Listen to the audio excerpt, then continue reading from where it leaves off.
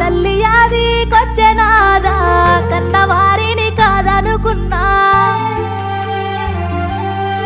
కొమ్మ సాటున గువ్వలు చూడు తలుసుకోబో